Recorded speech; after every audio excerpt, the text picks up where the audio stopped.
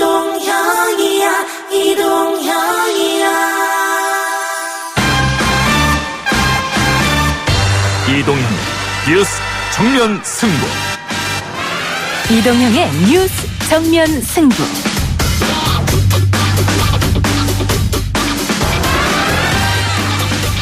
청취자 여러분 안녕하십니까, 이동형입니다. 주광덕 의원이 공개한 이성윤 검찰국장의 문자 메시지가 논란입니다. 먼저 주광덕 의원의 말 들어보시죠. 문자의 내용의 첫 부분에는 약을 올리는 듯한 표현이 들어가 있고, 중간에는 독설에 가까운 험한 말이 들어가 있고, 문자의 마지막 부분에는 주님이 함께 하길 바란다라는 도저히 정상적으로 이해하기 불가한, 마치 권력에 취해 이성을 잃은 듯한 그런 문자를 보냈습니다. 이를 두고 박주민 더불어민주당 최고위원은 자유한국당과 검찰이 한 통속이라는 증거를 하면서 강하게 반박했습니다. 잠시 후 박주민 최고 만나보겠습니다. 한국당이 흔들리지 않고 이 보수재건 3원칙이 포함된 이 6원칙을 지키는지 예의주시하면서 양당 간의 대화를 시작하겠습니다. 자유한국당과 새로운 보수당이 통합대화에 공식적으로 착수했습니다. 하태경 대표의 말이었는데요. 오늘부터 새롭게 선보이는 코너 기자 언박싱에서 반기훈 기자와 함께 알아보겠습니다. 위촉장 나다은 정량공감 베르티 위원으로 위촉함. 총선승리 한번 더 하겠습니다. 총선승리.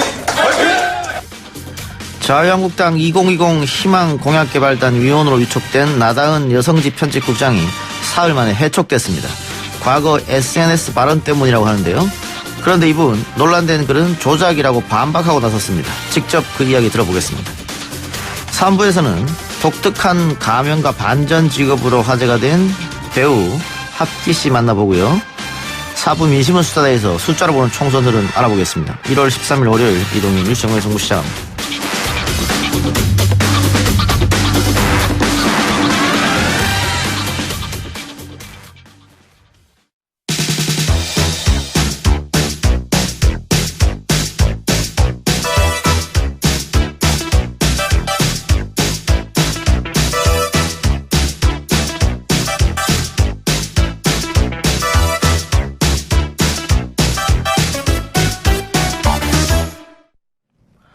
항명이냐 학살이냐, 추미애 법무부 장관이 단행한 검찰 인사에 대한 여야의 평가 극명하게 갈리고 있습니다. 주광덕 의원이 일부 공개한 이른바 이성윤 조롱 문자를 놓고도 정치권이 시끄러운데요. 논란이 일자 법무부는 내용이 왜곡됐다면서 문자 메시지를 전체 공개했습니다. 내용은 이렇습니다. 존경하는 땡땡님, 늘 좋은 말씀과 사랑으로 도와주셔서 진심으로 감사드립니다.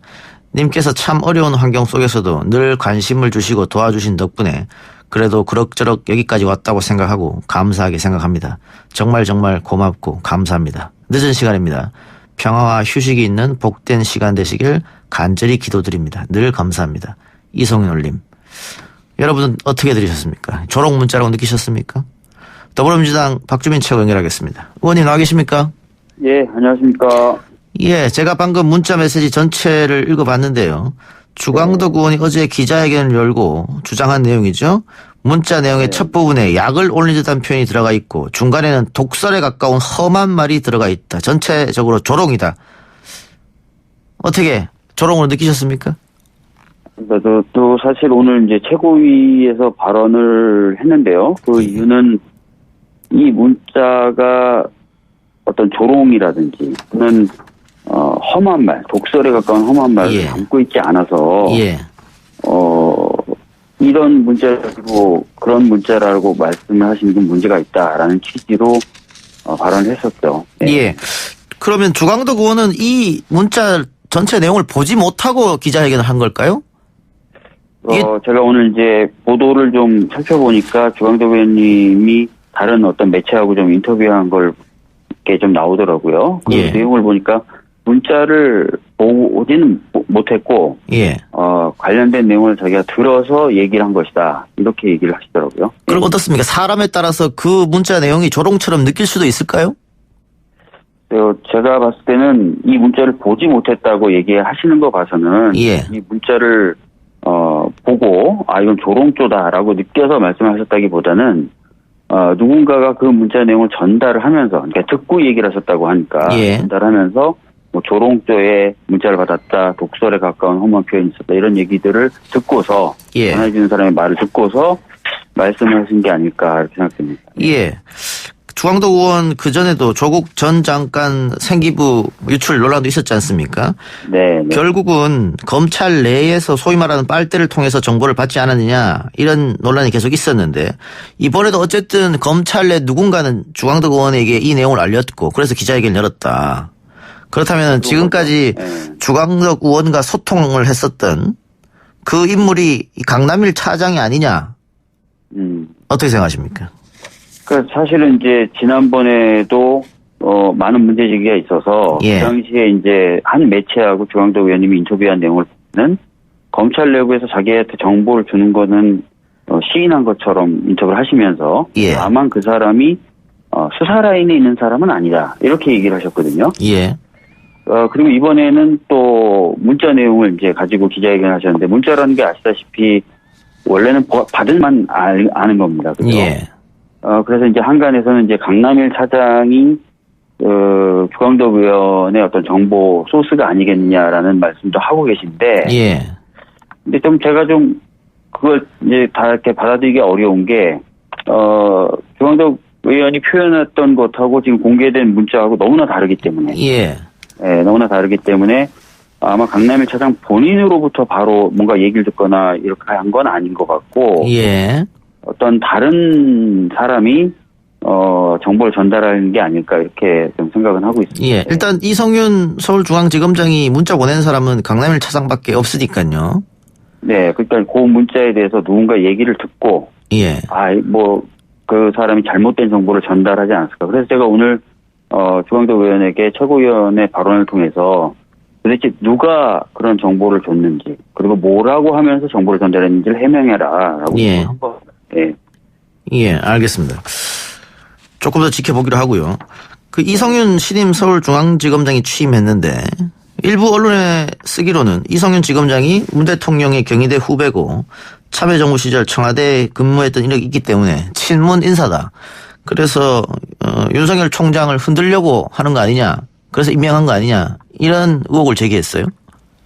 사실 뭐 이성윤 신임 중앙지검장은 검찰국장으로서의 역할도 했었고 또 그전에는 여러 수사일선에서 굉장히 많은 활약을 했던 검사로 평가를 받고 있거든요. 예. 그래서 이 인사 자체만을 놓고 이렇게 평가하는 것은 제가 보기에 적당하지는 않다고 생각되고요. 예.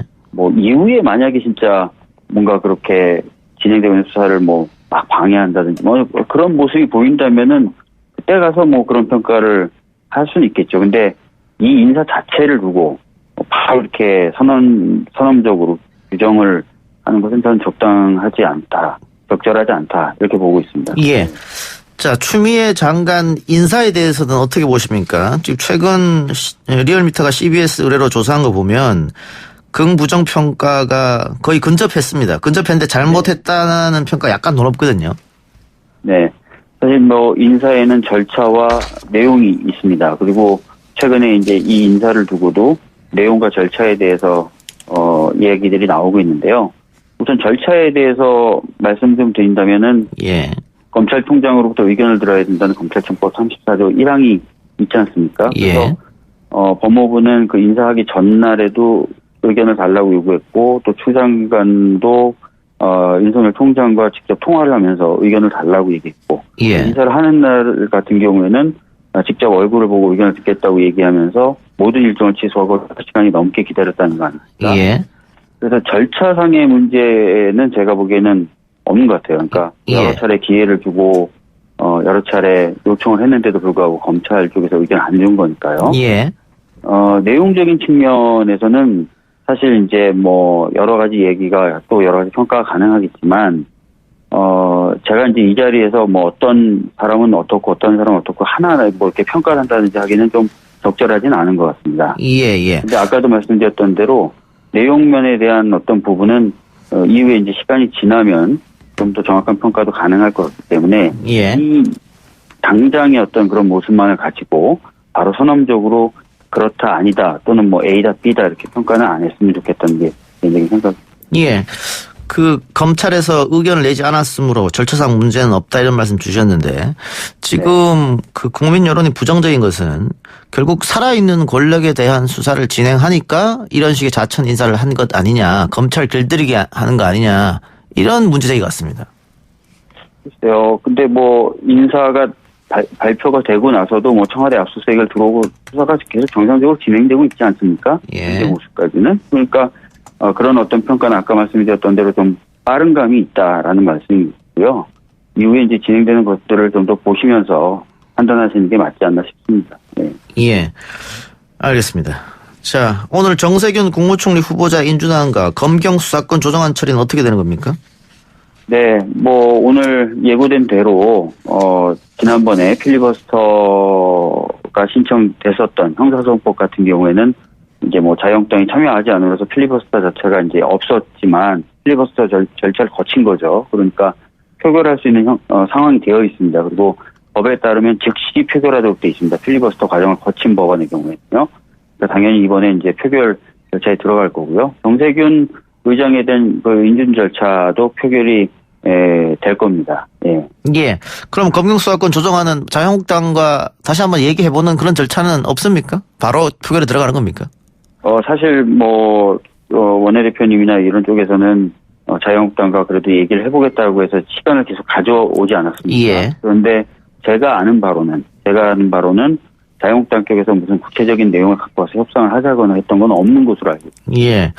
그러면 그 검경수사권 조정안 또 정세균 국무총리 후보자 인준안 다 다시 4+1 공조를 부활시켜서 처리하겠다 이런 입장이시죠? 네, 아마 그렇게 될 것 같습니다. 예, 알겠습니다. 자, 올해 7월쯤에 공수처가 출범하게 될 것이다 이런 말씀을 박주민 최고가 저번에 하셨는데 네. 자유한국당이 총선 공약 1호로 공수처 폐지를 들고 나왔습니다. 어떻게 보십니까? 사실 좀 당황스럽거든요. 왜냐하면 공수처 설치에 대해서 찬성하는 국민의 여론이 굉장히 높습니다. 그리고 예. 20년이 넘도록 계속 주장해 왔던 건데 이것을 폐지하는 것을 1호 공약으로 내세웠다는 것 자체가 좀 이해가 안 되고요. 예. 아마 총선 결과에 따라서 그것을 뭐 폐지하겠다라고 얘기하시면 쉽지는 않을 겁니다. 예. 예. 마지막으로요. 자유한국당 추천 사회적 참사 특별조사위원회 비상임위원인 김기수 변호사 오늘 사퇴서를 제출했던데요. 네. 사퇴서를 제출하면서 이번 사태의 책임자는 문재인 대통령이다. 왜 빨리 임명을 하지 않았느냐 이 말인 것 같고요. 예. 어떻게 보셨습니까? 아시다시피 이제 김기수 변호사는 추천이 됐을 때부터 진상규명, 세월호 참사의 진상규명에 적합하지 않은 인물이라는 평가가 굉장히 많았습니다. 예. 실제로 세월호 참사의 피해자인 세월호 가족분들 역시 강력하게 반대를 하셨거든요. 사실은 이런 과정이 예상된 겁니다. 그리고 그 원인은 아까도 제가 말씀드렸지만 진상규명에 적합하지 않은 인물을 추천한 자유한국당 탓이라고 보는 게 오히려 더 맞죠. 예. 그래서 지금 와서 뭐 대통령님 탓을 한다거나 하는 것은 제가 보기에는 잘못된 거고 본인이 그동안 세월호 참사에 대해서 어떠한 태도를 가졌는지를 전혀 되돌아보지 못하는 그런 태도라고 생각합니다. 예. 알겠습니다. 오늘 의원님 인터뷰 감사합니다. 네, 감사합니다. 예. 지금까지 더불어민주당 박주민 최고였습니다. 1부 순서 마치고요. 2부 코너로 돌아옵니다.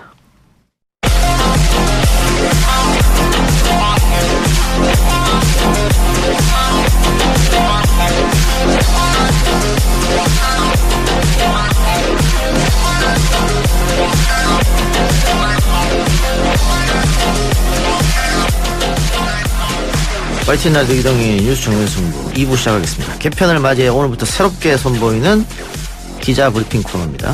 오늘 나온 뉴스들 언박싱 해드립니다. 기자 언박싱 주간 경향 방기웅 기자 나왔습니다. 어서 오십시오. 네, 안녕하세요. 자, 뉴스 정면 승부 새로운 코너 새롭게 합류했는데 각오 한마디 해주시죠.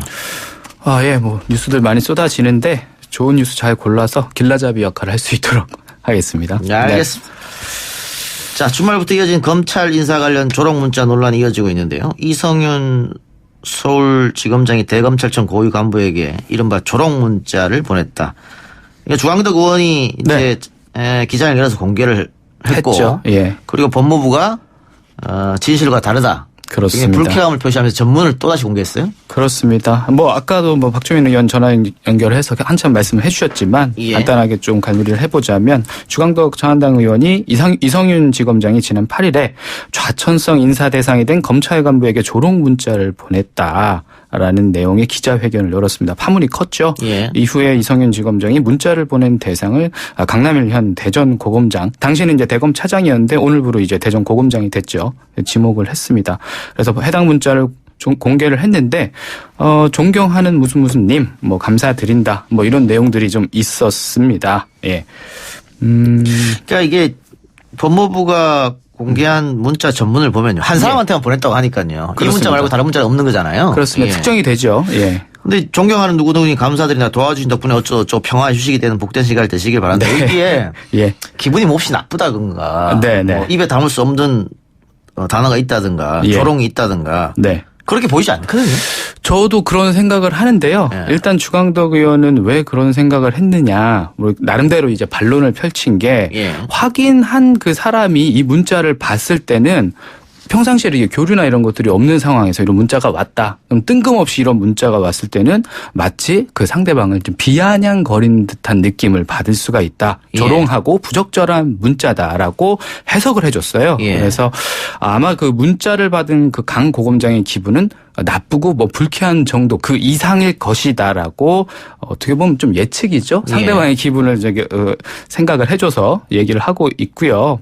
근데 뭐 강남일 고검장이 기분이 나쁘다고 표명한 건 사실입니다. 근데 이 문자 자체가 기분이 나쁘다고 표명한 게 아니고요. 이 문자를 왜 공개했는지 모르겠다. 예. 예, 그런 입장을 얘기를 하면서 문자 공개를 해서 이 사안에 대해서 날 끌어들여서 기분이 나쁘다. 그럼 문자를 공개해서 날 끌어들여서 기분 나쁜 건 법무부한테 이야기한 겁니까? 법무부가 될 수도 있고요. 뭐 예. 주광덕 의원이 될 수도 있는데요. 예. 예, 지금 현재 상황으로서는 뭐 어느 쪽으로 다 해석해도 가능하도록 이제 길을 좀 열어둔 것 같죠. 그리고 오늘 그 이성윤 서울지검장, 뭐 강남일 고검장 다 첫 출근일이었는데 입장을 계속해서 물어봤습니다만 다들 별다른 입장을 내지 않았습니다. 근데 이번 사안에 있어서 사실 이제 조롱 문자라고 해서 사실 큰 건으로 터뜨렸는데 예. 막상 내용을 봤더니 별게 없었지 않습니까? 예. 계속해서 조롱이다 아니다 이런 얘기만 오가니까 아마 보시고 뉴스 접하시는 분들만 좀 조롱받는 기분이 들지 않을까라고 생각이 듭니다. 예. 근데 주광덕 의원이 굉장히 크게 기자회견 열면서 터뜨렸기 때문에 네. 법무부가 만일 이 문자를 공개하지 않는다면 네. 그럼 법무부가 이 모든 걸 온팡 뒤집어 쓸 수밖에 없는 그렇죠. 저는 노릇이었잖아요. 적절한 조치였다고 네. 봅니다. 그래서 일단 제일 궁금한 그러니까 뉴스를 접하시는 분들이 궁금한 게 도대체 뭐라고 보냈길래 이러나라고 할 텐데 일단 그 부분이 해소가 됐기 때문에 논란이 그렇게까지 크게 확산은 안 됐을 것 같아요. 근데 이 조롱 문자라는 이슈 자체를 끌고 왔을 때 그 안에 내용이 너무 없다 보니까 보시는 분들이 뭐야? 이렇게 좀 허탈함을 느낄 수도 있겠죠. 그럼 주광덕 의원이 결국은 이 문자를 보지 못하고 공개를 했다. 그렇습니다. 본인이 이렇게, 직접 그렇게 밝혔죠. 나는 이 문자를 직접 본 게 없고 그 들은 상태에서 의혹을 제기했다라고 하는 거죠. 그 제3자로부터 결국은 들었다는 거 아니겠습니까? 강남일 그렇습니다. 고검장한테 들은 건 아니고. 뭐 현재까지는 제 발언 그렇게 하고 있죠. 예. 예. 그러면 이 제3자가 문자 내용을 전달하면서 중간에 네. 오염이 됐다 이렇게 볼 수밖에 없겠네요. 근데 그렇게 뭐 중간에서 전달한 사람이 그렇게 굉장히 불쾌한 내용을 담았대라고 전달했을 수도 있고요. 예. 아니면 이 내용 자체를 보고 나서도 이건 기분이 나빴겠다라고 자기가 해석을 했을 수도 있죠. 그 부분에 대해서는 아직까지 입장이 나오지는 않았습니다. 알겠습니다. 자, 검찰 내부에서 지난 고위급 인사를 두고 추미애 장관을 직접 겨냥한 비판글이 나왔다고요. 예, 비판글이 계속해서 나오고 있는데 당사자는 이제 정희도 대검찰청 감찰 2과장입니다. 13일 오전 검찰 내부 통신망 2프로스에 글을 올렸습니다. 1월 8일 인사가 충격이고 인사 절차도 법률이 정한 절차를 지키지 않았다. 그리고 이제 검사인사위원회 심의 30분을 앞두고 검찰총장을 불러서 의견을 개진한 것. 그러니까 인사 내용을 모르는 상태에서 인사 의견을 말하라고 한 것, 이거 다 문제다. 검찰총장 의견을 들으려고 한 게 아니다. 이거 좀 요식행위로 이렇게 검찰총장을 불렀다 이런 말인데요. 검사 임명과 보직은 장관 제청으로 대통령이 하는데 이 경우 장관은 검찰총장 의견을 들어야 하고 검사 보직 제청한다는 내용이 담긴 법이 있다. 그게 바로 검찰청법 34조 1항이다라고 소개를 합니다. 이게 내부 게시판에 글을 올린 건데 실명으로 올렸다는 데에서 그래도 기사화가 되고 좀 화제가 된 것 같습니다.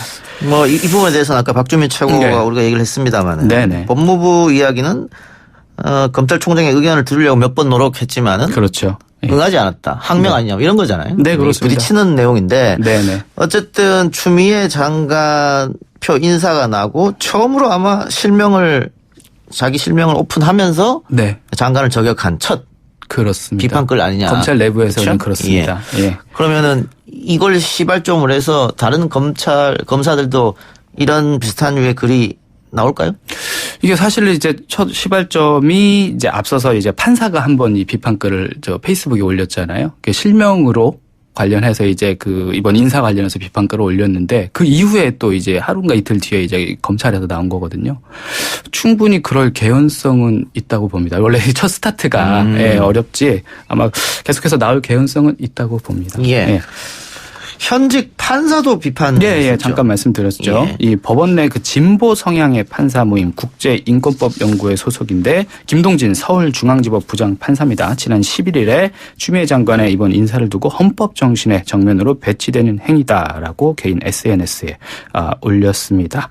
페이스북에는요. 국민적 선택에 의해서 정권을 획득한 정치적 권력이 어떤 시점에서 그 힘이 강할지라도 헌법 정신과 헌법 질서에 의해서 반드시 준수돼야 할 법적인 주범이 있다. 근데 그게 잘 지켜지지 않았다라고 비판을 했고 나는 이 같은 대한민국의 현실에 대하여 심각한 유감의 뜻을 표한다라고 적어서 회자가 됐습니다. 예. 자, 비례 자유한국당 이런 비례 위성정당 명칭 허용 여부에 대해서 오늘 선관위가 판단이 내려진 거죠. 그렇습니다. 지금 3시부터 이제 그 판단 여부를 두고 회의를 갖기 시작을 했는데 사실 요 방송할 때쯤이면 결과가 나왔으리라고 생각을 하고 요 이슬을 골랐는데 아직까지 이제 공식적으로 이제 결과가 나온 건 아닌데 사실상 이제 뭐 언론이나 이런 쪽에서 봤을 때는 이제 불어될 가능성이 매우 높다라고 보고 있습니다. 왜냐하면 뭐 상식선에서 봤을 때요. 유사정당으로 좀 기존 정당 하고 좀 혼선이 생길 우려가 좀 크죠. 여러 가지 유권자들이 투표를 함에 있어서 부작용이 좀 있을 것 같고요. 만약에 이 판단의 근거는 무엇이냐라고 이제 선관위에 물었더니 정당법 제41조 3항에 근거한다. 근데 이제 해당 법안에는 창당 준비위 및 정당의 명칭은 이미 사용 중인 명칭과 뚜렷이 구별이 돼야 한다라고 되어 있거든요. 사실 뚜렷이 구별이 돼야 된다. 이 부분 좀 방점을 찍고 생각을 해보면 사실 지금 비례자유한국당 구별이 잘 안 되지 않습니까? 그런 부분을 감안해서 아마 대부분 분들이 예상을 하고 있는 것 같습니다. 어쨌든 그렇게 결과가 나면 또 자유한국당 쪽에서 반발이 있겠네요. 그렇습니다. 물론 뭐 이제 이 정당 자체가 이제 선거용 정당이고요. 만약에 의석을 늘리기 위해서 잠깐 만들었다가 사라질 정당이긴 합니다만 그럼에도 불구하고 당장 이제 의석수가 아쉬운 자유한국당 입장에서는 법적인 조치 취하겠다 하고 거센 반발을 할 것으로 예상이 됩니다. 잠깐만요. 지금 뉴스 속보가 나왔네요. 네네네. 이게 선관위에서 비례자유한국당 등 위성정당 명칭을 사용할 수 없다고 하는 결론을 했습니다. 자유한국당도 당연히 정치중립 의무 위반이고 행정소송도 불사하겠다 반발하고 있는데 예상대로네요. 예상한 대로 이루어졌기 때문에 이제 비례자유한국당을 쓸 수는 없다 이렇게 보여지네요. 네, 그렇게 되겠습니다. 근데 뭐 이 결과가 나오기 전부터 자유한국당이 계속해서 거센 반발을 할 것이다라고 예고를 해왔지 않습니까? 그거는 아마도 자신들도 자유한국당의 입장에서도 아마 안 될 것이다라는 걸 내심 알고는 있었을 겁니다. 알겠습니다. 자, 보수 통합 이야기 좀 해보죠. 두 당의 통합 작업이 본격적으로 시작된다고요? 그렇습니다. 새로운 보수당 그리고 황교안 대표가 이끄는 자유한국당 통합 원칙을 제시한 6대 원칙에 동의를 하면서요. 황교안 대표가요. 한국당은 3년 만에 해체 수순을 밟고 보수 통합 신당을 창당할 채비를 갖추게 됐습니다. 결국은 유승민의 3원칙을 받아들이냐 이 문제인데 네, 그렇습니다. 지금은 6원칙으로 또 바뀌었습니다만 3원칙이든 6원칙이든 중요한 거는 탄핵을 어떻게 정리하느냐 그 문제잖아요. 그렇습니다. 자유한국당 친박 내에서 이 탄핵을 넘어가자는 걸 받아들일 수 있겠느냐. 네. 일단은 황 대표가 뭐 6대 원칙에 그 유승민의 그 3원칙이 들어있다라고 밝혔으니까 그 발언 상으로 보면은 일단은 뭐 수용한 것으로 보입니다. 근데 좀 자세히 뜯어보면 미묘하게 이 두 당의 표현, 그 입장 표현이 약간 다릅니다. 하태경 새로운 보수당 책임 대표는 오늘 새 보수당의 보수재건 3원칙을 황교안 대표가 수용을 했다라고 분명히 얘기를 했는데 황교안 대표는 3원칙 수용을 선언하는 대신에 국민통합연대 6대 원칙에 동의했다. 이런 식으로 좀 후회적으로 애둘러서 표현을 했거든요. 그러니까 새 보수당에서는 왜 확실하게 언급을 하지 않냐 3원칙을 하면서 황 대표 발언이 좀 뜨뜻미지근하다 이렇게 좀 비판을 하기도 했습니다. 아까 말씀하신 것처럼 이 탄핵의 강을 어떻게 건너느냐 이 부분이 가장 쟁점이었고 지금까지도 쟁점이 되고 있죠. 하나만 더 해보고 마치죠. 자, 미국이 북한의 북미 협상 재개 의사를 타진했다 이런 뉴스가 나왔네요. 네, 미국 외신 그 악시옥스라는 인터넷 매체 발 소식입니다. 로버트 오브라이언 미국 백악관 국가안보보좌관 매체랑 인터뷰를 했는데 미국이 북한과 대화를 재개하겠다, 대화 재개 추진하겠다라는 뜻을 밝혔고요. 협상을 재개하겠다는 의사를 표명함과 동시에 김정은 국방위원장의 한반도 비핵화 약속 이행을 촉구한다. 우리는 그걸 원한다라는 뜻을 전달을 했다고 합니다. 자신의 의지만 전달한다고 협상이 되는 건 아니니까 북한에서는 뭘 가지고 와라는 거잖아요. 예, 그렇습니다. 사실 지금 현실적으로 뭔가가 오고 간 거나 좀 구체적인 얘기가 없기 때문에 이 지금 의도적으로 만들어낸 이 화해 무드 이런 제안 자체를 좀 비판적으로 보는 시각도 분명히 존재를 합니다. 이전에 이제 존 볼턴 전 국가안보 보좌관이죠. 매파로 알려진 존 볼턴 전 보좌관 최근 인터뷰에서 트럼프가 북한의 핵 야욕을 꺾었다고 허세를 부리고 있지만 조만간 대북 정책이 무참하게 실패로 끝났다는 것을 인정해야 할 것이다라고 굉장히 냉소적으로 비판을 하고 있기도 합니다. 어떻게 잘 될까요?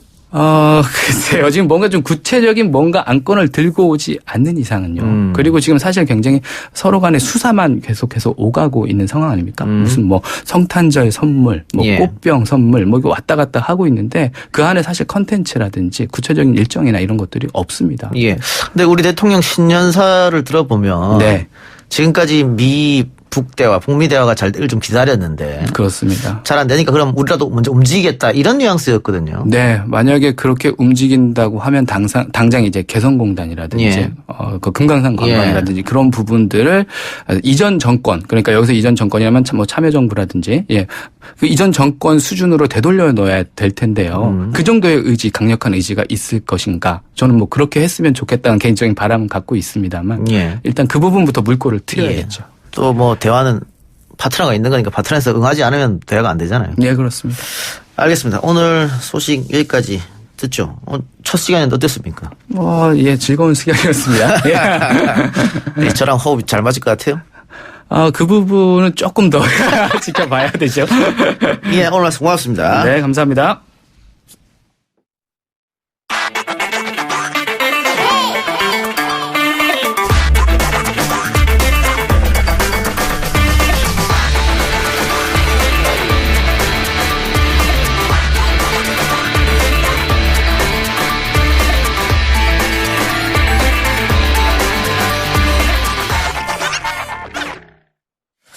자유한국당이 지난 9일 2020 희망 공약 개발단을 출범하고 청년 공감 레드팀의 유튜브 나다은TV의 나다은 대표를 위원으로 위촉했습니다. 하지만 나다은 대표가 이전에 자신의 SNS에 조국 전 장관을 지지하는 게시물을 올리는 등 친더불어민주당 성향으로 보이는 정황이 잇따라 확인되면서 논란이 커졌죠. 결국 자유한국당은 나다은 대표 위촉 3일 만에 해촉한다고 밝혔습니다. 자유한국당은 나다은 위원이 당 정체성과 기조를 기반으로 하는 공약 개발 활동에 적합하지 않다고 판단했다고 전했는데요. 이후 나다은 대표는 검찰 개혁을 지지했을 뿐 조국 수호를 지지한 건 아니다. 이런 입장을 밝혔습니다. 유튜브 나다은TV의 나다은 대표 전화 연결해서 좀 더 자세한 입장 들어보도록 하겠습니다. 대표님 나와 계십니까? 네, 안녕하세요. 안녕하십니까? 네. 자, 자유한국당의 공약 개발단 위원으로 위촉됐다가 3일 만에 해촉되셨는데 일단 입장 먼저 말씀 부탁드리겠습니다. 네, 저는 근본 저를 이제 해촉한 사건에 대해서 있어서 제 입장보다는 사실은 제가 먼저 해촉을 해달라고 당에 요청을 드렸습니다. 아, 그랬습니까? 네, 예. 네. 네, 정책부의 그래서 팀장님과 사전에 얘기를 다 했었고요. 예. 인터넷에 너무나 많은 논란이 제기되어서 당 대표님이 너무나 많은 안타까운 그런 상황에 처하게 돼서 당을 위해서 또 대표님을 위해서 저를 먼저 이제 해촉해달라고 제가 먼저 제안을 드렸습니다. 예. 그래서 자유한국당이 저를 해촉한 부분에 있어서 당을 비방하는 일은 없었으면 좋겠고요. 저는 근본 해촉 사건으로 인해서 총선 승리를 위해서 사실은 중도층을 이렇게 영입해야 되는데 행여나 지금 현재 대한민국의 정치적인 입장의 중도층이 저의 이 상황을 통해서 한국당이 중도층을 영입하지 못하는 그 표를 얻지 못하는 부분이 있을까 해서 사실 너무나 마음이 안타까운 상황이고요. 또한 사실관계를 떠나서 특성으로 모든 거짓 보도를 모든 언론사가 내고 있습니다. 그래서 총선에 나갔을 여성 의원님들이 지금 피해를 많이 보고 계시거든요. 예. 그 부분이 사실 가슴 깊이 안타깝게 생각하고 있습니다. 거짓 보도라는 것은 어떤 걸 뜻하는 거죠? 거짓 보도라는 것은 사실과 다른 내용을 거짓 보도라고 하죠. 예. 네네. 사실 여부 확인 없이 조작된 내용을 얘기하는 겁니다. 그 나다은 씨가 그 SNS에 적었던 내용을 언론에서 보도했던데 그게 거짓 보도라는 건가요?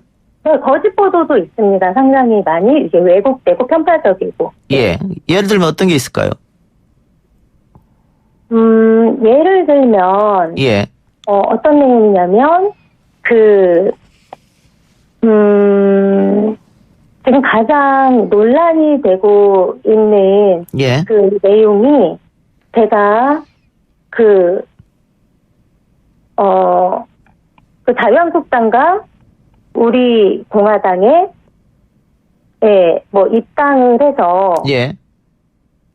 빡치고 싶단가? 분탕을 치고 싶다? 네, 제가 쓴 글이 아니어갖고. 예. 네네. 그 내용인데요. 예. 그 내용을 사실 여부도 없이. 예.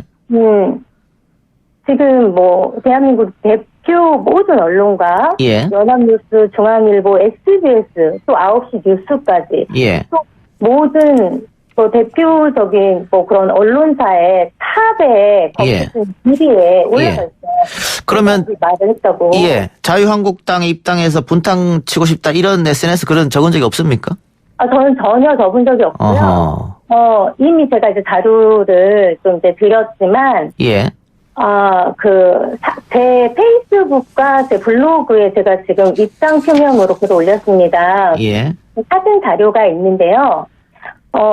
그 트위터에 조작된 글은 자유한국당 5월 우리 공화당에 입당해서 분탕 치고 싶다 이렇게 예. 내용 제가 트윗한 내용으로 5월 14일에 기록한 걸로 해가지고 예. 트윗한 내용으로 이제 돼 있습니다. 예. 네, 하지만 이게 거짓이고 위조라는 증명이 너무나 감사하고 다행인 게 우리 공화당이라는 당이 2017년 8월 30일에 대한애국당이라는 이름으로 당명을 창당이 됐어요. 예. 근데 그때 당시에는 대한애국당이었죠. 네. 근데 2019년 6월 24일에 우리 공화당으로 당명을 개명했거든요. 예. 그런데 지금 조작된 글에는 제가 5월 14일에 예. 자유한국당 5월 우리 공화당에 입당해서 분탕치고 싶다라고 트윗을 한 거를 캡처한 거잖아요. 예. 그런데 우리 공화당은 6월 24일에 우리 공화당이라는 이름이 만들어졌고, 예. 그리고 제가 분탕치고 싶다고 올린 내용으로 이제 거짓 글을 위조한 거는 5월 14일이라는 알겠습니다. 거죠. 한 달 전이라는 거죠. 예, 우리 공화당이 창당되기도 전에 이런 글이 써진 것은 말이 안 된다 이 말씀이죠? 네, 그렇죠. 예. 아니, 당이 존재하지도 않는데, 예. 당명이 존재하지도 않는데. 그럼 이건 조작됐다는 게 이제 예, 명실공명하게. 알겠습니다. 아주. 예. 예. 그럼 이건 조작된 글이고 예를 들어 민주당을 지지 혹은 조국 전 장관을 지지했다 이런 의견에 대해서는 어떻게 생각하세요? 제가 조국 장관을 당시에는 지지를 한 이유가 있습니다. 예. 그 이유는 뭐냐면 검찰 개혁을 정말 원했거든요. 예. 예, 그래서 검찰 개혁을 원했던 이유는 뭐냐면 서경 검사와 김지혜 씨, 이재정 의원 등이 사실 대한민국의 최고의 상위 여성이잖아요. 예. 최고의 성공한 여성의 위치에 있는 거죠. 예. 그러함에도 그들이 그 성추행을 당하고 그 당시에 밑줄을 외치지를 못하셨어요. 예. 그리고 거의 10년이 넘도록 그 10년 정도 세월이 지난 후에 이제서 진실을 밝혔는데 지금 대한민국의 여성 인권은요. 정말 너무나 여성으로서 이 모든 사실을 알게 됐을 때 검찰 개혁을 외칠 수밖에 없고 여성으로서 분노할 수밖에 없는 거죠. 예, 알겠습니다. 그러니까 예, 검찰 개혁에 찬성한 거지 조국 전 장관 개인에 대해서 지지한다거나 찬성은 아니었다. 이렇게 제가 이해하면 되겠습니까? 네네. 예, 예. 네, 그리고 근데 제가 듣기로는 자유한국당 당원으로 이미 활동을 하시고 있었다고 들었는데 자유한국당 입당한 건 언제세요? 네, 저는 2010년에 자유한국당에 입당을 했었습니다. 2010년에요? 네네. 예. 네, 입당을 2010년에 했었지만 제가 실질적으로 당 활동은 하지를 못했었습니다. 예, 2010년에 새누리당 이런 당이었겠네요. 네, 맞습니다. 예. 아마 이명박 대통령께서 이제 대선 나오실 때 예. 그때인 것 같습니다. 예, 예. 그때서 쭉 자유한국당 당원으로 있었기 때문에 민주당을 지지했다든가 이건 있을 수 없다 이 말씀이죠. 저 사실 그때는 정치에 전혀 관심이 없었습니다. 네. 예. 예, 어쨌든 본인이 위촉해달라고 당에 얘기했다고 하시니까. 네? 해촉을 해달라고 제가 예, 예. 요청을 했고요. 예, 예. 해촉을 해달라고 제가 요청하지 않았어요. 예, 예, 예. 네. 만일 자유한국당 공약개발단 위원으로 계속 활동을 했다고 하면 어떤 공약을 만들고 싶었어요? 네. 제가 이제 공약 부분에 있어서는, 많은 공약들이 있지만, 제가 항상 이제 가슴에 품고 있던 그런, 정치적인 이제 꿈이 아니라 이제, 좋은 정책이 나와서 그들이 많은 혜택을 받으면 하는 부분들이 있었습니다. 예. 사실 위촉 제안을 받은 지도 얼마 안 됐고 위촉된 지 바로 3일 만에 해촉이 되어서 생각할 겨를 수 없었지만 항상 가슴에 품고 있던 내용은 경단녀가 사회에 진출할 수 있는 공약과 정책 제안 예. 그리고 현재 자영업자가 굉장히 어려워하거든요. 예. 때문에 거의 부부가 일을 하고 아르바이트를 다 내보낼 수밖에 없는 예. 네, 그런 상황에 있어서 최저임금에 관해서 유두리 있는 공약. 알겠습니다. 그리고 예, 대표님 시간이 없어가지고요. 예, 네. 여성을 위한 공약 그리고 자영업 특히 최저임금에 대한 이런 얘기로 제가 마무리할게요. 네네네. 예, 알겠습니다. 오늘 인터뷰 감사합니다. 네, 감사합니다. 예, 지금까지 나다은 TV의 나다은 대표였습니다. 뉴스 듣고 옵니다. 안녕하십니까. 아나운서 장원석입니다. 라디오 청취율 조사 기간이 오는 20일까지입니다. 청취율 조사 후보들 중 3명의 공약을 들어보겠습니다. 안녕하세요. 기호 1번 출발새 아침의 노영입니다. 이번 청취율 조사에서 출발새 아침을 뽑아주신다면 정치 선진화에 이 한 몸 바치겠습니다. 노영의 출발새 아침 꼭꼭꼭 기억해주세요. 안녕하십니까. 기호 2번 정면승부 이동영입니다. 이번 청취율 조사에서 정면승부를 뽑아주신다면 제대로 정면승부 한번 해보겠습니다. 이런 거 안 해도 늘 1등 하는데 왜 이런 걸 해야 되는 거겠네요. 이상합니다 이거. 기호 3번 극한상사의 박 팀장입니다. 이번 청취율 조사에서 방송사 투표는 YTN 라디오, 프로그램 투표는 역시 뉴스 FM 조현지입니다. 한 보기는 3번 아닙니까? 무조건 3번이죠. 웃기다 웃겨. 네, 이 밖에도 YTN 라디오 인기 프로그램들이 후보에 더 있다는 거 기억해 주시고요. 지금까지 YTN 뉴스 FM 저녁 종합뉴스 아나운서 장원석이었습니다. 글쎄 안 들려 들을 뉴스 없어 아무 뉴스도 귀에 들어오지 않아 듣고 또 들어도 들을 뉴스 없어 만든 게 이 프로야. 이동영의 뉴스 정면승부. YTN 라디오 이동영의 뉴스 정면승부 3부 시작합니다. 오늘 한 아침 방송에 출연한 무명 단역 배우가 화제입니다. 이름은 모르지만 얼굴을 보면 어디서 봤다 하시는 분들이 많을 것 같은데요. 조폭, 건달, 용역 이런 역할만 주로 연기하지만 일상에서는 누구보다 착하고 예의 바른 남자, 연기도 하고 랩과 노래도 하는 만능 엔터테이너 배우 합기 씨 스튜디오에 모셨습니다. 어서 오십시오. 예, 반갑습니다. 합기 무슨 뜻입니까? 크게 별 뜻은 없고요. 예. 원래 제가 처음에 음악을 먼저 시작했었어요. 예. 그때 이제 보통 랩을 한다고 하면은 영어 이름이나 외국인 이름을 쓰는 게 보통인데 그때 당시에 제가 양심적으로 제가 딱히 외국에 연고도 없고 예. 학교 다닐 때 영어 성적도 별로 안 좋았거든요. 예. 그래서 저는 순수 국문 이름을 써야 되겠다. 그런데 평소에 이제 친구나 후배들이 제가 말버릇 중에 야, 남자가 기합이 있어야지 이런 말을 종종 한다고 하더라고요. 예. 그래서 이름을 기합으로 할까 했는데 약간 사람 이름 같지 않은 거예요. 예. 그래서 옆에 친구가 하는 말이 야, 바꿔봐. 그러니까 형기, 상기 이런 것처럼 합기를 뒤집으니까 기합을 뒤집으니까 합기 사람 이름처럼 되는 거예요. 그래서 합기로 했는데 이게 문제는 뭐 융합기, 배합기, 뭐 합기도 이런 명사들과 겹치더라고요. 그래서 받침을 피읍으로 바꿔서 비읍이 아닌 피읍으로 바꿨다. 네, 그래서 합기가 되어 있고요. 이제 배우 활동하는데 원래 본명을 쓰려고 했는데 사실 제가 뭐 딱히 유명한 사람도 아니고 이름이 두 개나 돼서 예. 뭐 하나 그래서 한 가지 이름만 쓰자. 그래서 가수 활동할 때나 배우 활동할 때나 똑같이 배우로 예. 합기라는 이름을 쓰고 예. 있습니다. 네.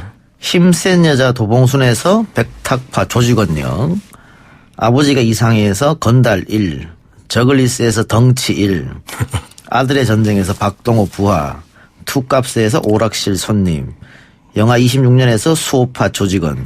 계속 이런 역할만 맡으셨네요. 네네. 예. 아무래도 외모 때문에? 네. 뭐 이런 얼굴을 많이 써주시더라고요. 예. 예. 그 머리는 왜 이렇게 깔끔하게 밀으셨습니까?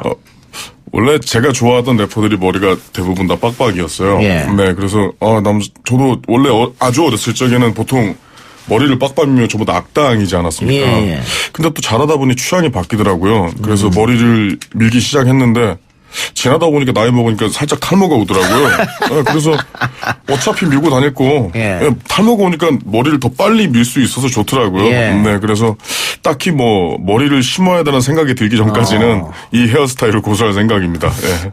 평상시 술 한잔 하시고 이럴 때 뭐 주위에서 시비 걸고 이런 분들은 안 계시겠네요. 주로 말리는 편이죠. 네. 예. 자, 우리 합기 씨의 모습 궁금하신 분들은요. YTN 라디오 실시간 보이는 라디오 유튜브로 오시면 됩니다. 예. 그러면 합기 씨 얼굴을 볼 수 있습니다. 굉장히 그런데 귀엽다는 댓글이 많네요. 그렇게 봐주셔서 감사합니다. 예. 생각도 예. 못하고 살았는데. 근데 과거 또 백상예술대상 당시 실제 배우들을 울린 무명 단역 배우들의 공연 거기도 참여했었습니까? 네네. 그때 참여했습니다. 김혜수 씨가 눈물을 많이 흘렸던 것 같은데. 되게 영광스러웠고요. 예. 아마도 제가 존경하는 배우님이자 또 전 국민이 사랑하는 배우님께서 그 어떤 고충이나 애환들을 조금 통감해 주시지 않으셨을까. 예, 그래서 개인적으로 굉장히 기쁘게 생각하고 예. 있습니다. 오늘 아침 방송은 어떻게 나가시게 된 거예요? 원래 오늘 아침 방송 같은 경우에는 원래 이제 제가 법률사무소에서 사무장으로 근무를 하고 있거든요. 그래요? 네. 직업이 몇 개예요? 직업이요. 이제 일단은 가수, 배우, 법률사무소 사무장 일단은 3개 정도 됩니다. 예. 근데 오늘 아침마당 나가서 굉장히 화제가 된 것 같습니다. 실검에만 오르고. 예, 다들 좋아해 주셔서 괜히 나가가지고 저 뚱땡이 뭐냐고 이렇게 혼나는 건 아닌가 걱정했는데 그래도 그게 무색하게 다들 좋아해 주셔서 되게 정말 감사하게 생각하고 있습니다. 그래 오늘 어떻게 나가게 됐어요? 아까 말씀드린 걸 이어서 말씀드리면은 나셨는데 저희 변호사 형님이 작년 6월달에 이제 아침마당 월요일에는 명불허전이라고 각 분야의 전문가인 분들이 나오셔서 이제 토크를 나누는 형식으로 진행이 된다고 하더라고요. 그때 나가셨었는데 아마 그때 저희 작가님들이 저희 변호사님 통해서 저를 아마 얘기를 좀 들으셨던 것 같아요. 그래서 그때 제가 1월 3일이었어요. 1월 3일 제가 저희 동생이랑 같이 이제 술 한잔 마시고 있는데 그때 첫 문자를 받았거든요. 그래서 바로 전화드려서 무조건 하겠다고 말씀드렸죠. 네네. 직업이 다양하다고 얘기했는데 직업이 다양하다는 것은 그만큼 벌이가 네네. 할 수 있는 거 다 하다 보니까 이거 안 되니까 이것도 해보고 예. 네, 주어진 거는 일단 다 해보자. 예. 라는 주입니다. 연기도 하고 노래도 하는데 연기하고 노래 뭐가 더 좋아요? 약간 그런 것 같아요. 음악은 저희 집이고요. 연기는 소풍 같은 거예요, 저한테는. 예. 네, 그래서 집에 항상 있으면은 조금 지루하잖아요. 근데 그래서 소풍 나가는 건 되게 언제나 즐겁고요. 근데 하지만 소풍을 나가지만 결국에 또 집에 돌아와야 되는 거잖아요. 그래서 어느 한쪽도 저한테는 소홀히 할 수 없는 부분인 것 같습니다. 예. 근데 아까 얘기했다시피 그 역할이 굉장히 한정적이에요, 계속. 네네. 뭐 깡패 이런 역할을 맡아가지고. 네네. 불만 없어요, 거기에 대해서? 처음에 이제 아주 어렸을 때는 억울하다고 해야 될까요? 어린 마음에. 예. 왜 이쁘고 잘난 친구들만 착한 역할하고 나는 이렇게 생겨가지고 나쁜 역할만 하는 그런 것에 대한 조금 서운함? 예. 네, 그런 게 굉장히 있었는데 나이를 조금 먹다 보니까는 그런 거 있잖아요. 나이를 먹어간다는 거는 뭔가를 받아들여 간다는 것일 수도 있잖아요. 제가 저를 받아들이게 되더라고요. 예. 그러니까 세상 사람들이 그냥 제 외모를 봤었을 때는 나 저 사람은 저러는 게 자연스럽지 않을까. 받아들이고 나니까 그때부터 덜 서운하더라고요. 길거리 지나다니면 알아보는 분들 좀 있어요? 아니, 아직은 많지 않으세요. 네네. 오늘 아침에 딱 나갔으니까 좀 많이 알아보겠네요. 글쎄요, 아직은, 네. 근데 사무장은 어때요? 사무장은 좀 전문적 지식이 있어야 되지 않나요? 예, 전문적 지식이 충분히 필요하고요. 근데 아무래도 사무장이 아무리 해봤자 변호사님이 옆에 계시는데 제가 따라갈 수 있는 건 한계는 분명히 있고요. 예. 저는 그래서 이제 보통 이제 변호사님들 같은 경우에는 굉장히 긴 시간 동안 사법연수라든지 그런 공부를 오래 하시다 보니까 적어도 저에 비해서는 상대적으로 사회 경험이 조금 적으신 게 있으세요. 그래서 이제 변호사님의 약간의 저보다는 아주 조금 부재한 사회적 경험을 제가 보완을 해드리고요. 이제 저는 또 이제 아주 많이 모자란 법조에 관련 지식을 이제 변호사님으로부터 지원을 받으면서 이제 서로 뭐라고 그럴까?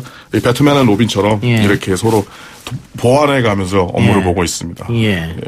오늘 변호사가 그 사무장 안 해도 좋으니 연기를 좀 많이 했으면 좋겠다 이런 얘기 했다는 것 같은데. 네, 반은 진심인 것 같아서 조금 서운하더라고요. 요새 워낙 불경기라 이게 사람들이 좀 이게 되게 안 좋은 얘기인데 이렇게 좀 이렇게 뭔가 경기가 활발해지면은 뭔가 사람들이 조금 안 좋은 일도 간혹 있고 그러더라고요. 근데 물론 제가 그걸 바래서는 안 되는데 그러다 보면은 가끔 보면 뭐 개인 간의 갈등이나 마찰 같은 게 좀 생기곤 하거든요. 예. 그럴 때 이제 제가 도와드릴 일들이 생기는데 요새는 다들 많이 불경기를 힘드셔서 그런지 요새 제가 좀 수입률이 많이 떨어져서 그런 거를 은연중에 말씀하시지 않으셨나. 예. 연기하고 노래는 언제부터 하셨어요? 음악은 제가 90년대 후반 때부터 이제 인디 호신에서 활동했었거든요. 그때 이제 20년 됐네 벌써 그러면? 예, 20년째 좀 더 됐었죠. 근데 이제 그때는 지금과는 달리 앨범을 내려면은 굉장히 많은 자본이나 또 좀 이렇게 도와주시는 분들이 있지 않으면은 앨범 내는 게 사실상 불가능했던 시절이었잖아요. 그래서 이제 제 거는 막상 못 내고 이제 다른 앨범을 내시는 댄스 가수분들이나 다른 분들 랩 작업을 도와드리거나 이제 제가 친한 형님 지금도 이제 활동을 계시는데 이제 이태원이나 이런 곳에서 활동하셨던 이제 클럽 DJ 분들이 계세요. 이제 그 형님들이 저를 무대에 세워주셔서 그때 이제 활동을 할 수는 있었죠. 네. 연기는요?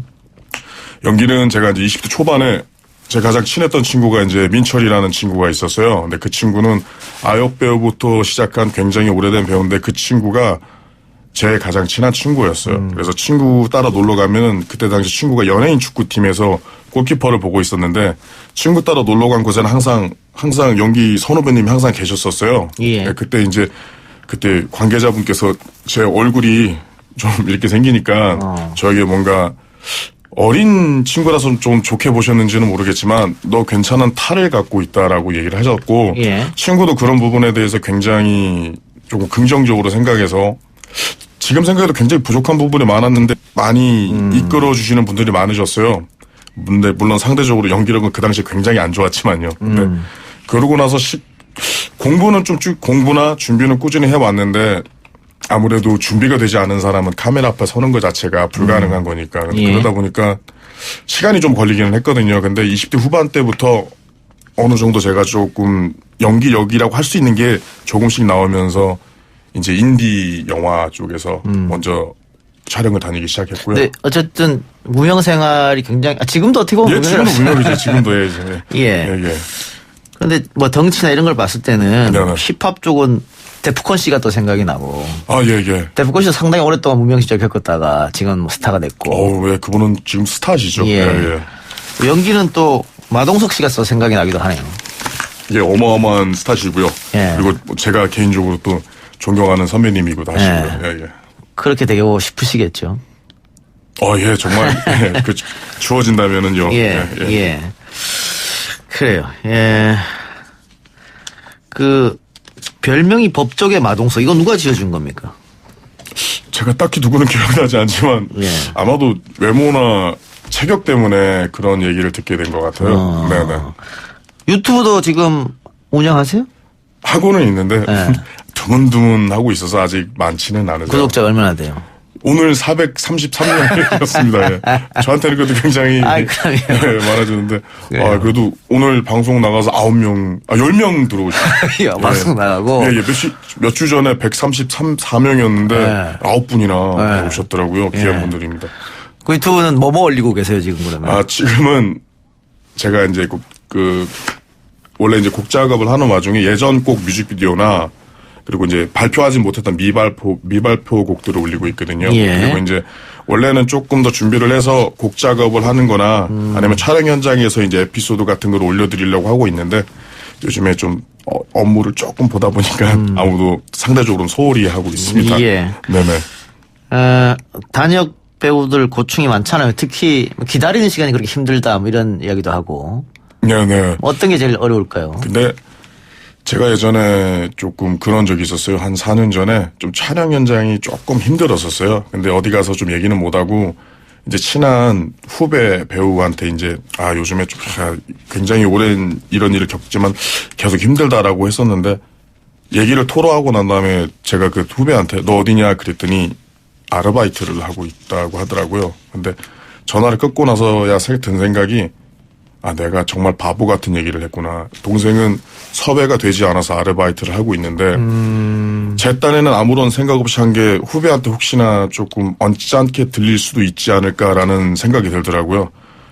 차라리 대기 시간이 아무리 길어도 상관없어요. 배우는 오히려 출연할 작품이 없거나 섭외가 되지 않는 경우가 오히려 더 힘든 것 같습니다. 전화만 쳐다보고 있을 수밖에 없죠. 섭외가 안 되면. 네네. 그렇죠. 네네. 근데 어쨌든 그 노래도 그렇고 연기도 그렇고 거의 20년이 다 됐는데. 네네. 그동안 뭐 그렇게 벌이가 시원찮기 때문에 사무장도 한 거 아니겠어요? 네네. 정말 제대로 말씀하셨습니다. 네네. 중간에 그만두고 딴 일을 한번 알아봐야겠다 이렇게 생각한 적은 없습니까? 항상 그 고민을 하게 되는 것 같아요. 그러니까 가장 큰 거는 아무래도 이제 일반적인 일이 아니다 보니까 한 20년 가까이 같은 자리에 있는데 저는 나이는 먹어가고 가장 결정적인 게 누군가 저에게 도움을 바랄 때 도움을 주지 못할 정도로 조금 형편이 되지 않다고 느꼈을 때 내가 사람 구실을 못하고 있구나. 그게 가끔씩 되게 강하게 올 때가 있어요. 특히 제 주변에서 저는 어차피 힘든 거는 일상이니까 괜찮은데 정말 저 같은 사람한테 누군가가 도움을 청했다고 하는 건 정말 절박해서가 아닐까요? 근데 그 절박함에 조금 더 보태주지 못할 때 정말 그럴 때 조금 심각하게 그런 고민을 하게 되는 것 같아요. 네. 지금 프로필 보니까 우리 나이도 올해 이제 40. 네, 40살 됐습니다. 그러면 뭐 가족분들도 부모님도 걱정이 그동안 많으셨을 것 같아요. 걱정 저한테 티 내지 않게 많이 하셨을 거예요. 네, 그때 좀 창피하고 죄송한 마음이지만 제가 이걸 해서 어머니한테 이제 그랬으면 안 되는 건데 내가 연기하고 음악에서 집안에 폐 끼치는 건 아니지 않느냐라고 예전에는 막 그런 말을 되게 불효스러운 말을 하고 막 그랬었거든요. 네. 근데 지금은 어머니도 그냥 아직까지는 지켜봐 주시는 것 같아요. 못 알아들이고 뭐 본의 아니게 불효를 저지르고 있지만 그 모습이 조금 표정이라도 바꿔드리고 싶어서 아직까지는 여지를 좀 더 가져보고 싶습니다. 올해부터는 잘 될 것 같네요. 말씀 감사합니다. TV도 나가고 라디오도 나오시고. 저 첫 라디오입니다. 그렇죠? 맞아. 내 나이 마흔에 드디어 라디오 현장에 와서 진짜 드라마나 뉴스나 뭐 다큐에서만 봤는데 제가 그 현장 안에 들어와 있는 거잖아요. 네, 그래가지고 오늘 아침 방송도 어머니가 너무 즐거워하시는 거예요. 그래서 제가 좀 이렇게 아들 덕에 방송국 구경도 하시니까 나쁘시지 않으시죠? 라고 하니까 어머니가 뭐 그런 것 같기도 하고 하시는데 그 정도의 긍정을 해주시니까 저는 굉장히 너무 기뻤어요. 네. 이 스튜디오 거쳐가신 분들 다 잘 되거든요. 감사합니다. 네, 좋은 운 받아가시기 바랍니다. 그 기운을 좀 많이 받아가겠습니다. 네네.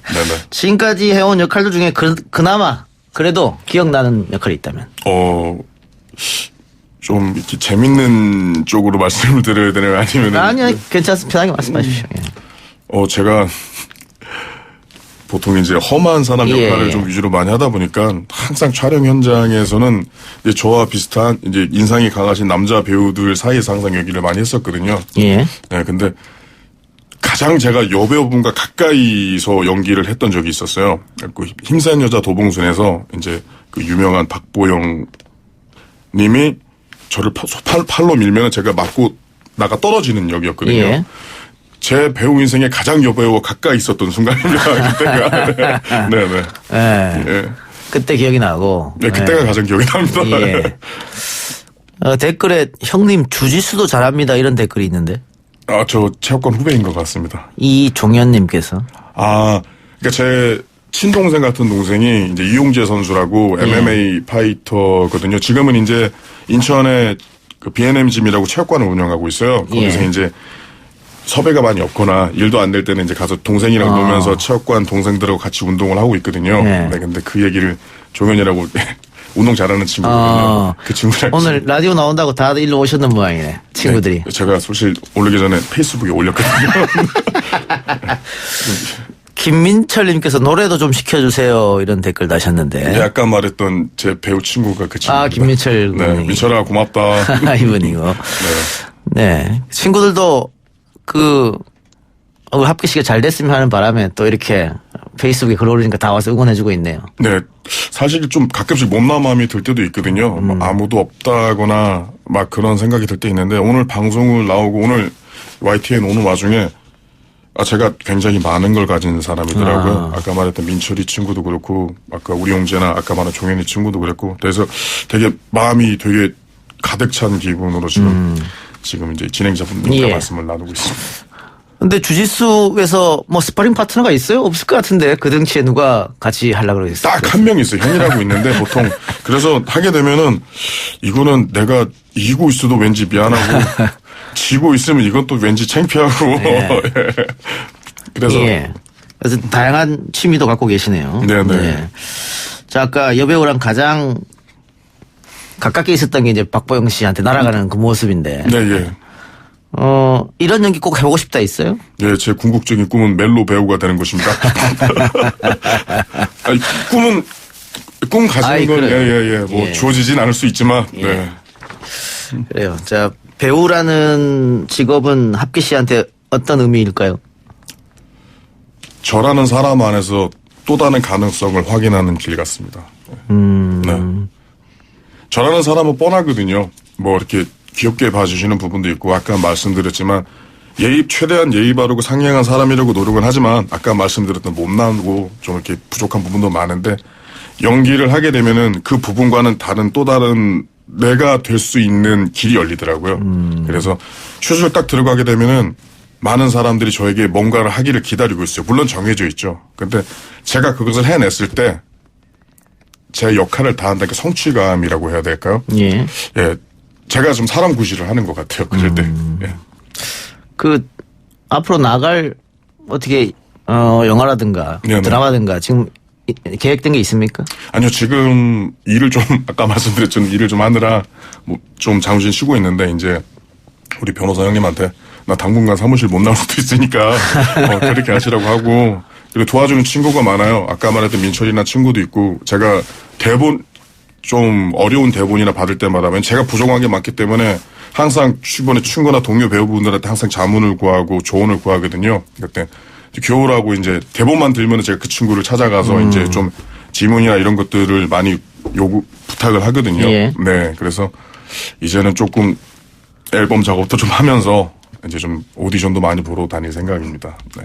알겠습니다. 마지막으로 이동영 뉴스 정면승부 청취자분들에게 하고 싶은 이야기 있으면 뭐 길어도 괜찮으니까 하시기 바랍니다. 네, 감사합니다. 제가 이 라디오라는 곳에 오기까지 첫 활동을 시작한 지 20년이 걸렸습니다. 예, 아까 진행자님께서 이렇게 팩트 포킹을 하시면서도 되게 기쁠 수 있었던 거는 마냥 남의 일 같았고 내게 주어지지 않을 것 같은 일이 오늘 저에게 일어났어요. 예. 날씨도 춥고 게다가 오늘 유독 평소보다 많이 춥더라고요. 아직 굉장히 작은 걸 수도 있고 단지 이것으로 끝일 수 있겠지만 바라는 게 있다면 기다리시는 것도 저는 분명히 틀린 방법은 아닐 거라고 생각합니다. 제가 오늘 이 자리에 있는 것처럼요. 네. 바라신다면은요. 기다리신 만큼 꼭 기다리신 것이 주어지길 바라겠습니다. 감사합니다. 예. 고맙습니다. 지금까지 배우 학기 씨였습니다. 네, 감사합니다. 3부 순서 마치고요. 4부 여론조사 이야기가 가지고 돌아오겠습니다. 뉴스 신동 이 작가와 함께하는 비포장 뉴스 해학 뉴스 정면 승부.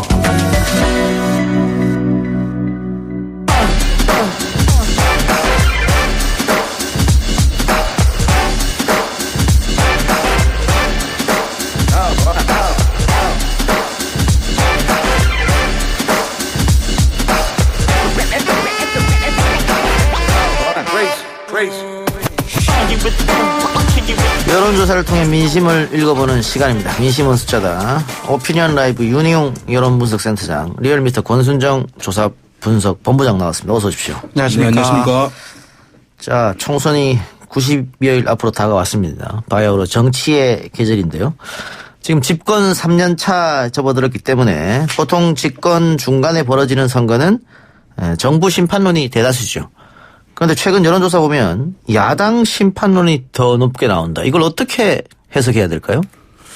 그러니까 이제 지금 야당 입장에서는 상당히 좀 당혹스럽거나 좀 불만이 있을 수 있는 이제 선거 프레임이 형성되고 있는 상황인데요. 왜냐하면 뭐 말씀하신 대로 원래는 이제 야당에서는 이제 정부 여당에 대한 이제 심판론이 국정 심판론이 있고요.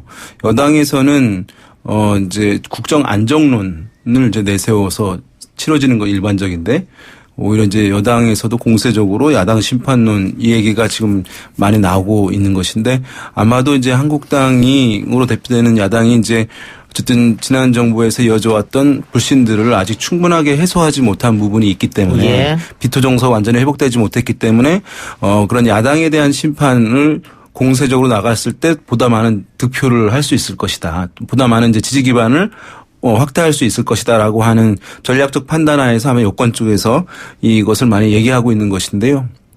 어쨌든 그런 면에서 이제 그러니까 원래는 지금 우리가 이 정도로 했기 때문에 이것을 평가해서 여당을 찍어주세요라고 원래 여당이 얘기해야 되는 것이거든요. 근데 그거보다는 야당 때문에 어쨌든 많은 개혁을 하지 못했다라고 하는 논리가 유권자들에 더 먹힐 것이다라고 하는 판단이 아마 담겨 있는 것 같아요. 그래서 그것이 많이 지금 거론되고 있는 것 같습니다.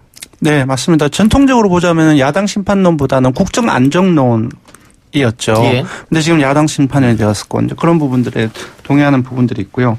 그리고 지금 이제 총선에 영향을 미칠 수 있는 요소라고 한다면은 또 구도라는 부분들도 얘기가 돼야 될 것 같아요. 예. 높은 대통령 지지율이라든지 그리고 이제 선거 프레임 이게 이제 정부 심판론이나 이제 야당 심판론은 이른바 선거 프레임인데 이러한 또 상황 맥락적인 어떤 그런 부분들도 있지만은 이제 구도 여야 대 구도 이 부분들 상당히 중요한데 사실 20대 총선에서는 새누리당을 중심으로 해서 보수 진영이 분열되지 않은 상황이었어요. 지금 이제 이번 주 주말을 거쳐서 지금 되게 활성화되고 있는데 보수 대통합이 얘기가 되었고 하지만 현재 기준으로 보면 상당히 나눠져 있습니다. 새로운 보수당, 자유한국당, 우리공화당을 비롯해서 상당히 나눠져 있는데 좀 이러한 어떤 구도의 측면도 총선에 미치는 영향 그런 부분들을 하는 요인으로서 봐야 될 것 같아요. 이건 어떻습니까? 야당 심판론이 먹히는 게 지금까지 문재인 정부 출범하고 3년 가까이 자유한국당이 비판을 위한 비판, 발목 잡기 여기에 매진하지 않았느냐. 네. 이런 것도 작용했을까요?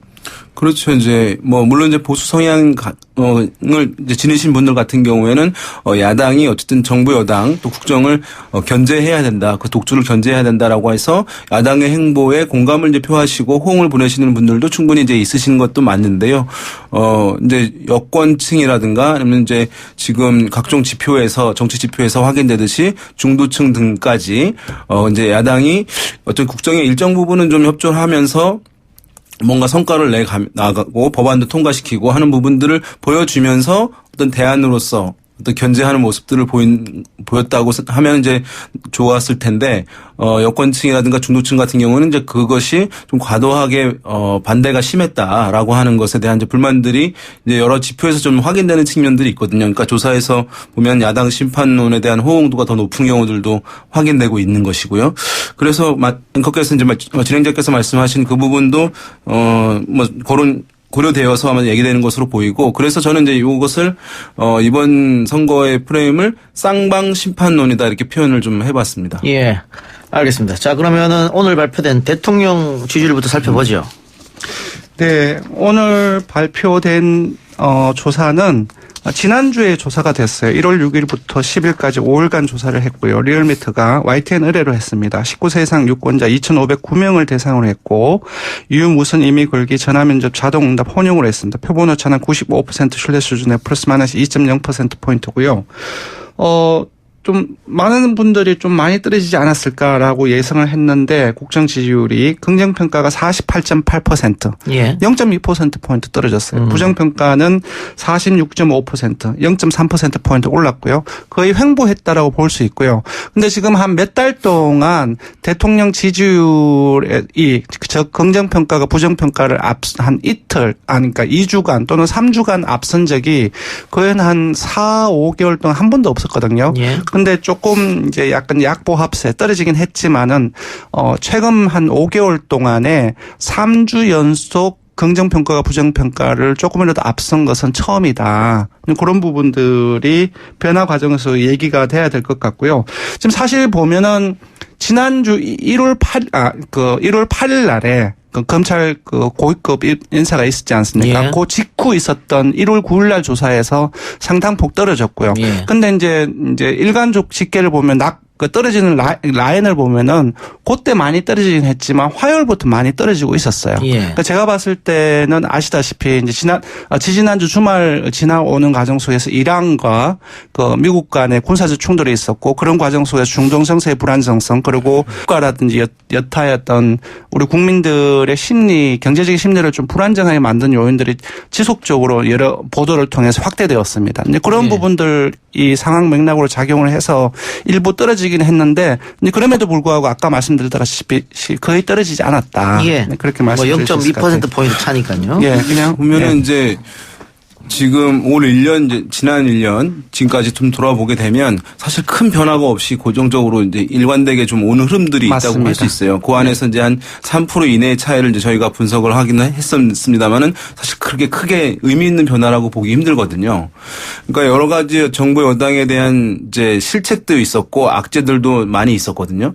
그런데도 불구하고 또 야당에 대한 비판적인 시각을 가지고 계신 분들도 있습니다만, 야당이 정부 여당에 대해서 이렇게 비판한 것, 문제 제기한 것들 중에서는 또 맞는 말들도 또 상당 부분 있었던 것도 사실이거든요. 그럼에도 불구하고 지금 대통령 국정수행 평가의 긍정평가 비율이 큰 변화 없이 이어지고 있다. 이런 것은 저희 이제 조사 분석하는 입장에서도 상당히 이제 퍼즐 중에 하나인 부분이긴 합니다. 그런데 이제 그것을 한번 좀 살펴보게 되면 어떤 정상적으로는 정부 여당이 국정 운영을 해 나가고, 그러면 야당이 그것에 대해서 문제 제기를 하고, 그러면 그것을 듣는 국민이 자기의 인식에 어떤 정보를 다시 재조정해서 인식을 바꾸면서 대통령 국정수행 평가라든가 이런 부분을 낮추는 이런 이제 메커니즘이 원래 자연스럽게 일어나는 것이 일반적 현상이거든요. 근데 지금 같은 경우는 그 메커니즘의 고리 자체가 끊어져 있는 것으로 좀 보여요.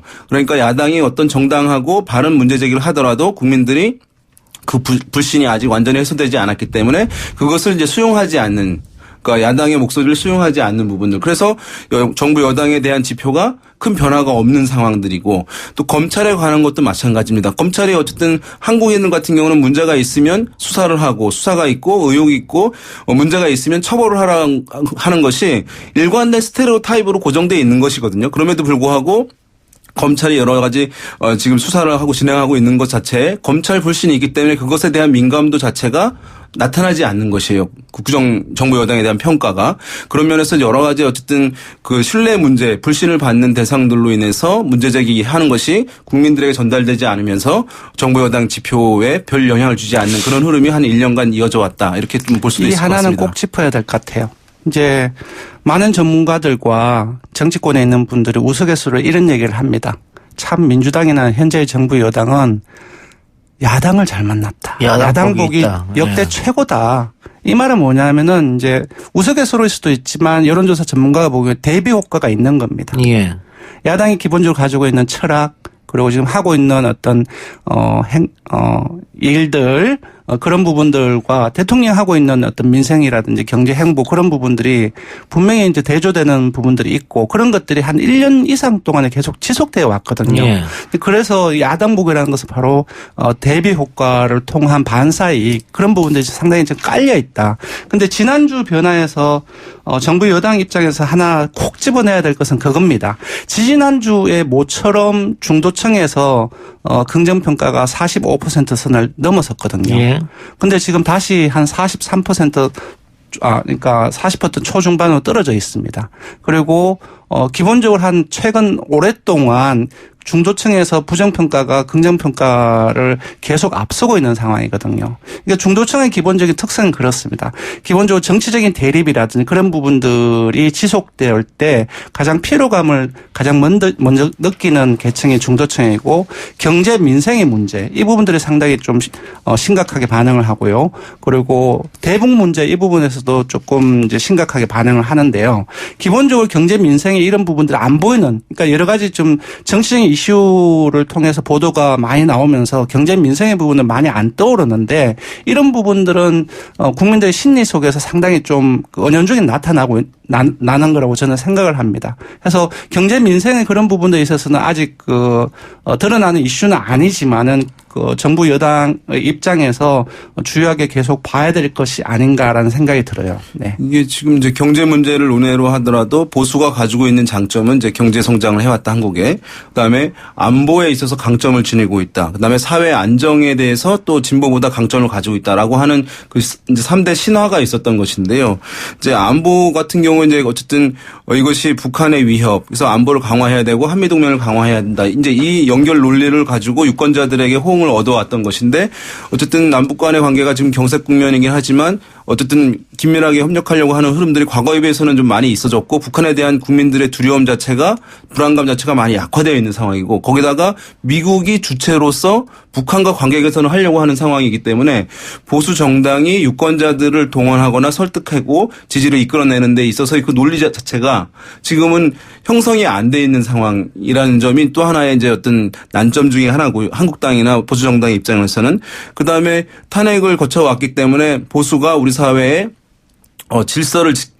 질서와 안정을 가져온다라고 하는 그 신화 자체가 좀 혼란을 주었던 부분에 대한 책임론이 아직 해소가 안 된 상황이기 때문에 그런 부분 때문에 여러 가지 개선하려고 하는 시도들 있지만은 제약이 되는 그런 효과로 작용했던 측면이 있다고 봅니다. 정당 지도를 소개를 해드려야 되나요? 아닙니다. 안 해도 됩니다. 네. 자, 추미애 장관 인사에 대해서는 찬성과 반대, 그러니까 긍정 부정이 그게 굉장히 근접했네요. 네, 이 조사는 지난주 금요일에 조사가 됐습니다. 역시 요거는 이제 CBS 의뢰인데요. 전국 성인 남녀 502명을 대상으로 했고 아까 말씀드리는 것도 조사 방법이 똑같고요. 표본 오차는 95% 신뢰도는 프로그램 4.4%입니다. 긍정평가가 47% 잘했다. 검찰 인사 지난주에. 네. 부정평가 잘못했다가 43.5%. 그러니까 3.5%포인트 차이죠. 요 정도의 격차는 그야말로 어느 한쪽으로 쏠림 없이 팽팽하다라고 얘기를 할 수 있는데 그래도 세부 계층으로 보면은 좀 약간 쏠려 있는 부분들이 보입니다. 그러니까 TK나 PK 그 영남권, 충청권, 그리고 5, 60대 플러스 20대 신보수층이죠. 그리고 남성, 그리고 보수층, 그리고 한국당 지지층과 무당층, 주로 보수적인 성향을 가지고 있는 계층들 플러스 중도층이 요번에는 부정평가, 바뀌었습니다. 죄송합니다. 처음부터 바뀌었네요. 부정평가가 47%고요. 죄송합니다. 긍정평가가 43.5%입니다. 그래서 이런 아까 말씀드린 보수적인 성향을 가지고 있는 계층들 중심으로서 부정평가가 높았는데 요 3.5%포인트의 차이는 중도층이 부정평가를 기울면서 이렇게 다소 부정평가가 조금 더 높게 나온 결과다. 대통령 지지율도 높고 정당 지지율 보면 민주당 지지율이 한국당보다 10%포인트 정도 차이가 나고 이름에도 불구하고 추미애 장관 인사에 대해서 부정평가가 조금 높습니다. 어쨌든 높았던 그 이유는 어디에 있습니까? 그러니까 이게 이제 보면은 부정평가가 이제 높은 것은 이제 질문상 듣게 보면 이제 이 정권에 대해서 정부에 대해서 수사하고 있던 이 수사팀들 대거 이제 이동한 부분들에 대해서는 국민들이 그것을 이제 그 자체로 놓고 봤을 때는 부정적 평가를 더 많이 할 가능성이 높을 수밖에 없어요. 왜냐하면 지금 수사하고 있는 수사진들을 어쨌든 좌천시킨 것이니까 그런 면에서 이제 이것은 그 자체로 부정평가가 높게 나올 가능성이 높은 사안이고 설문 구성일 수밖에 없는 측면이 있다고 보여요. 근데 그럼에도 불구하고 보면 이것이 긍부정 평가가 그다지 많이 나지 않았다는 것. 원래 만약에 지금 정부에 대해서 수사를 하고 있는 수사팀을 이렇게 해체 수준으로 좌천시켰다라고 한다면 그것은 긍정평가가 사실 30% 내외 를 충분하게 넘는다는 것이 이상할 정도이거든요. 예. 그런데 지금 이제 40%를 넘게 나온다는 것은 비록 부정평가보다는 낮지만 나온다는 것은 얼마만큼 이제 검찰에 대한 불신이 국민들한테 또는 이제 여권층 좀 중도층의 일부에게 높게 쌓여 있는지를 단적으로 보여주는 결과라고 좀 분석을 할 수도 있을 것 같아요. 완전히 공감합니다. 저는 그 조사 결과를 봤을 때 와 정말로 긍정평가가 이렇게 높아? 그렇게 생각을 했거든요. 예. 기본적으로 이 프레임 자체가 청와대를 향해서 권력을 향해서 조사를 하고 있는 대부분의 윤석열 검찰총장의 수족들이 잘려나갔다라고 인식하는 상황 속에서 기본적으로 부정평가가 훨씬 높게 나올 수밖에 없는 조사예요. 기존 미디어가 또 그렇게 쓰고 있기 때문에. 예, 그리고 뭐 항명이라든지 대학살이라든지 이런 또 프레임으로 해서 대부분의 그러니까 100%의 언론은 아니지만 대부분의 언론이 이제 부정적인 논조로서 기사가 상당히 많이 나갔습니다. 진보 진영의 일부에서도 또 문제 제기하는 경우들도 많이 있는 상황이니까요. 네, 그러한 어떤 이제 언론 보도가 많이 나온 상황에서 조사가 이루어졌음에도 불구하고 긍정평가가 43.5%가 나왔다는 건 상당히 놀랐어요. 오히려 그 반대의 측면에서. 그래서 아까 뭐 정당 얘기도 했습니다만은 정당이든 국가기관이든 국민적 신뢰가 얼마나 중요한지를 최근에 이 조사 결과들이 좀 보여주는 부분이라고 보여요. 신뢰를 받지 못하게 되면 바른 일이라든가 어떤 정당한 일을 한다 하더라도 국민적 호응을 받지 못하는 것이니까 그 부분에서 어쨌든 각 기관들 정치 세력들은 그 신뢰에 이것이 쌓기는 어렵고 무너지는 거는 순간이거든요. 신뢰라고 하는 것이. 그런 면에서 상당히 국민적 신뢰를 좀 중시하는 그런 행보들을 좀 보여주는 것이 좋을 것 같다는 생각이 듭니다. 한편 지금 보수 통합 논의가 한창인데 이 보수 통합에 안철수 전 대표 측을 포함시켜야 되냐 안 해야 되냐 이 문제 가지고도 시끄러운 것 같습니다. 안철수 전 의원의 최근의 정치 노선은 뭐냐 이런 설문조사 한 것 같아요. 네, 이건 정말 재밌는 조사였는데요. 이거는 지난주 화요일에 오마이뉴스 의뢰로 조사를 했습니다. 역시 전국 성인남녀 501명을 대상으로 했고요. 조사 방법 아까 말씀드렸던 것 똑같고요. 표본 오차는 95% 신뢰도는 플러스 마이너스 4.4%입니다. 여기에 빠져 있는데 잘 모르겠다가 한 45% 정도 나왔고요. 성향을 잘 모르겠다? 예. 그 말은 얼마나 일단은 안철수 전 의원에 대한 관심이 없는 부분들을 하나 반, 그리고 안철수 의원의 정치적 행보 그 자체가 어떤 색깔인지 정말 잘 모르겠다. 그것이 그 45%를 의미하지 않나 싶고요. 그 사람들을 제외하고, 응답을 한 사람들 중심으로 본다면은 생각보다 안철수 전 의원 같은 경우는 중도개혁을 표방하고 있지 않습니까? 예. 그 본인의 표방과는 달리 이제 응답자들은 보수적이다가 28.4%, 중도적이다가 17%. 그러니까 오차 범위가 아까 말씀드린 4.4% 포인트니까 중도적이라고 생각하는 사람들보다 오차 범위 밖에서 보수적으로 생각하는 사람이 많아요. 진보적이라는 것은 9.6%. 그래서 일단 안철수 전 의원은 본인의 표방과는 달리 국민들 대다수는 애매모호하고 정말로 정치 선수는 애매모호하다고 생각하고 있거나 관심이 없거나 그리고 답한 사람들 중 대다수는 보수적으로 인식을 하고 있다라고 볼 수 있을 것 같아요. 뭐 이런 조사 결과 때문은 아니겠습니다만 어쨌든 보수 통합의 한 축으로 또 보고 있기 때문에 각 정당들이 말이죠. 네. 그래서 이제 이런 결과가 또 나왔을 것 같기도 합니다. 역으로 봤을 때는. 알겠습니다. 안철수 전 의원의 최근 정치 노선은 보수적이다가 가장 많은 건 모르겠다 가장 많았다 그랬죠? 맞습니다. 예. 근데 예. 알겠습니다. 예. 네. 이쯤에서 여론조사 이야기는 마무리하도록 하겠습니다. 자, 민심은 숫자다 코너. 1년 이상 우리가 해온 것 같은데 늘 멤버로 참여했던 권순정 리얼미터 조사 분석 본부장이 오늘 마지막 방송이라면서요? 네, 그렇습니다. 예. 왜요? 네. 예. 이제 다다음 주부터 이제 이택수 리얼미터 대표가 나올 텐데 밀렸습니다. 대표가 나온다면 본부장이 밀려나야죠. 그렇죠. 당연히 밀려야죠. 출마하시는 거 아니에요? 근데 인재 영입되신 거 아닌가요? 아니, 이거 하차하고 그거하고 무슨 상관인가요? 그래요. 그러면은 2주 후부터는 윤희용 센터장과 이택수 리얼미터 대표 체제로 나가겠습니다. 자, 인사해 주시죠. 네. 1년 동안 청취자 여러분 상당히 고맙습니다. 나름대로 열심히 했었는데요. 더 열심히 하겠습니다. 네. 예, 다른 방송 가서 열심히 하시기 바랍니다. 예. 두 분 오늘 말씀 고맙습니다. 네, 감사합니다. 오늘 저희가 준비한 순서는 여기까지입니다. 저는 내일 이 시간 다시 돌아오겠습니다. 들어주신 여러분 대단히 고맙습니다.